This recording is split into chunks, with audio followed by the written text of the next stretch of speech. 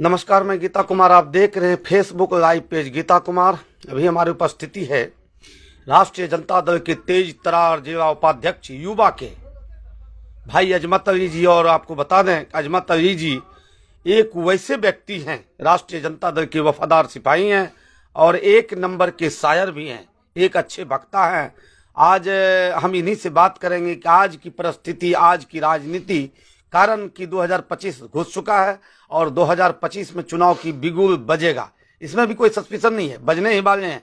आइए सीधा जुड़ते हैं। और इधर राष्ट्रीय जनता दल के सुप्रीमो आदरणीय लालू प्रसाद यादव और युवा तेज तरार होनहार बिहार के पूर्व डिप्टी सीएम तेजस्वी प्रसाद यादव और भावी मुख्यमंत्री भी, उन्हें जनता के नामों से सुना जाता है। इसी बात पर बात करेंगे अजमत अली साहब से और सीधा जुड़ते हैं भाई अजमत जी से कि आज की राजनीतिक परिस्थिति क्या है और आपकी सरकार आने के बाद आपके सुप्रीमो तेजस्वी प्रसाद यादव, लालू प्रसाद यादव जी घोषणा किए हैं, क्या सचमुच में वो पूरा हो पाएंगे? तो सीधा जुड़ते हैं अजमत साहब से। सर, फेसबुक लाइव पेज पर जेटी न्यूज और स्टार टीवी पर आपका बहुत बहुत स्वागत है। आज की परिस्थिति, राजनीति पर क्या कहना चाहेंगे? अभी आपने देखा ही है कि आदरणीय तेजस्वी यादव जी पूरे बिहार में घूम रहे हैं और कल भी उन्होंने कहा एक जगह पे कि हम लोगों को जो माई बहन योजना है उसमें 2500 रुपये हमारी सरकार बनी तो हम देंगे, और वृद्धा पेंशन वाला 1500 रुपये, सिलेंडर को 500 रुपये कर देंगे, और जो भी बिजली है 200 यूनिट बिजली देंगे हम फ्री में देंगे अगर हमारी सरकार बनी।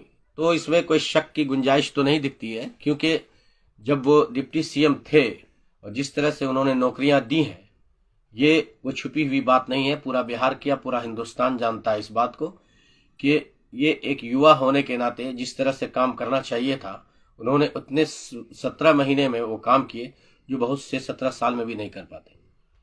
ये उनकी खूबी है और अभी अल्लाह ने उनको उम्र भी दी है, बहुत खुशी की बात है। और करने की उम्र है, ये थकने की उम्र नहीं, ये करने की उम्र है। और उम्मीद है जब सरकार बनेगी तो आदरणीय तेजस्वी यादव जी पूरी तरह खरे उतरेंगे आवाम की मिजाज पर, उनकी सोच पर।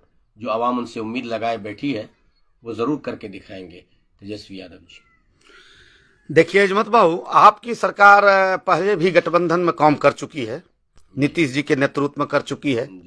नीतीश जी के नेतृत्व में 5 लाख जनता को उन्होंने नौकरी, ये हम नहीं कहते, जनता कहते हैं कि गांधी मैदान में सर्टिफिकेट दिया। फिर भी जनता इसे स्वीकार क्यों नहीं करते कि तेजस्वी यादव ने मुझे अल्पकाल में, ट्रेनिंग के काल में वो हमको 5 लाख दे सकता है सरकार में सर्टिफिकेट, तो फिर जब इसको सत्ता में पूरा बहुमत ताकत के साथ लाएंगे तो देगा।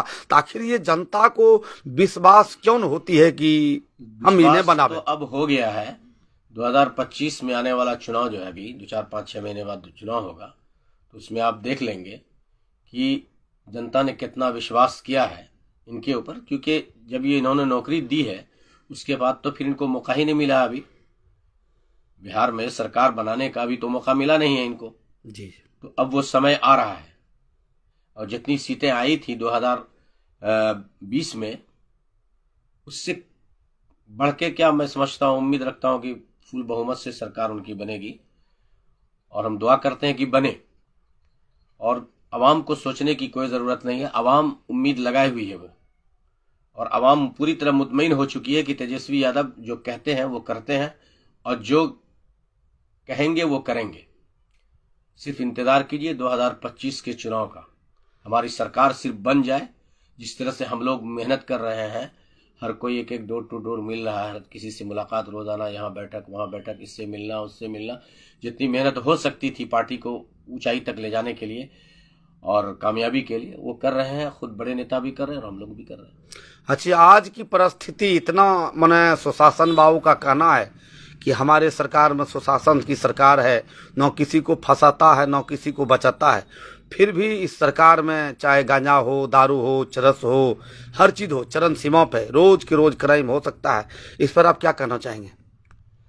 क्राइम तो बढ़ रहा है, इसमें कोई शक नहीं है। अभी कल परसों एक महीना होता होगा महेशखुर में हुआ, और अभी कल सासाराम में हुआ, एक एमपी सुरक्षित नहीं है। तो बहुत निंदनीय है, अफसोस की बात है। कहीं न कहीं प्रशासन की भूल है या उनकी लापरवाही कही जाए, नहीं होना चाहिए ऐसा।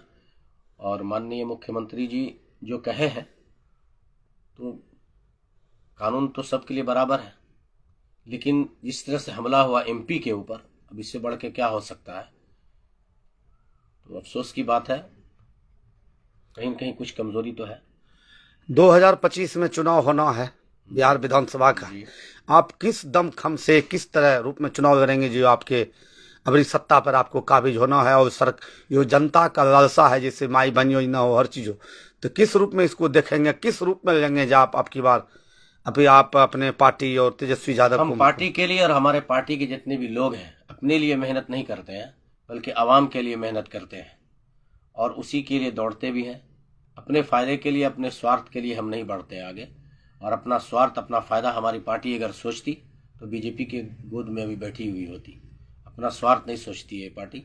ये पार्टी आवाम को जहां तक फायदा पहुंचाने की कोशिश करती है, पहुंचे।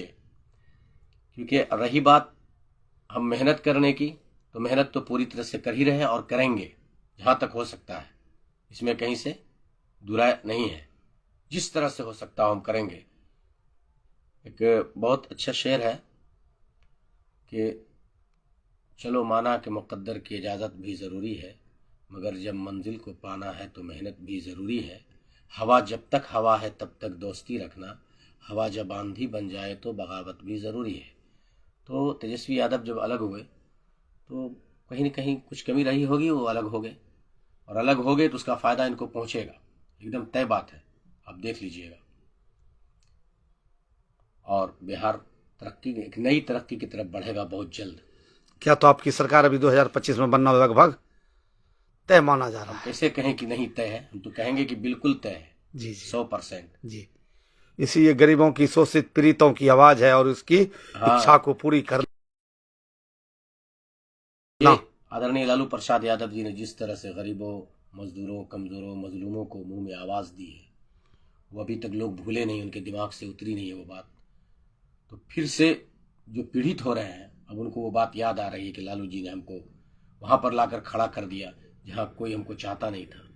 फिर से रिटर्न वो लोग आ रहे हैं वापस लालू प्रसाद की तरफ, और ये वोट बढ़ेंगे उनके, हमारी पार्टी के, जिसकी वजह से हमारी फुल बहुमत से सरकार बनेगी। बहुत बहुत धन्यवाद अजमत बाबू। फिर अच्छा, मैं एक बात भूल गए, ये यूपी प्रयागराज में कुंभ मेला हो रहा था, और कुंभ मेला तो लोग जाते हैं मोक्ष पाने के लिए, शांति के लिए, मन चैन के लिए। फिर इतनी बड़ा भगदड़ मच गए, और एक बच्चे, छोटे छोटे बच्चे अनाथ हो गए, माँ के लिए, तो पिता के लिए, भाई के लिए, बहन के लिए। लेकिन सरकार ने कहा कि मैं पूरा चुस्त दुरुस्त था। फिर कैसे ये घटना, इतनी बड़ी तूफान आ गए, इस पर क्या कहना चाहेंगे? ये भगदड़ ऐसी चीज है ना, वो उसमें सरकार क्या कर सकती है, लेकिन उसमें यह होता है कि अगर एक समझदार आदमी हो या गैर समझदार, वो तेजी से किसी तरफ कदम बढ़ता, कोई जरा सा कोई सी बात बोल देता है जिसकी तरफ आदमी बढ़ता है, दौड़ता है, फिर भागना शुरू, फिर उसमें कोई किसी की सुनता नहीं है। एक आदमी तो वहां है नहीं, करोड़ों आदमी है, करोड़ों। लेकिन फिर भी जो हुआ, अफसोस हो रहा है आज कि हमारे यहाँ भी मक्का मदीना में भी हुआ, ऐसा थोड़े कि नहीं हुआ। तो इसको कोई बहुत बड़ा मुद्दा नहीं बनाना चाहिए।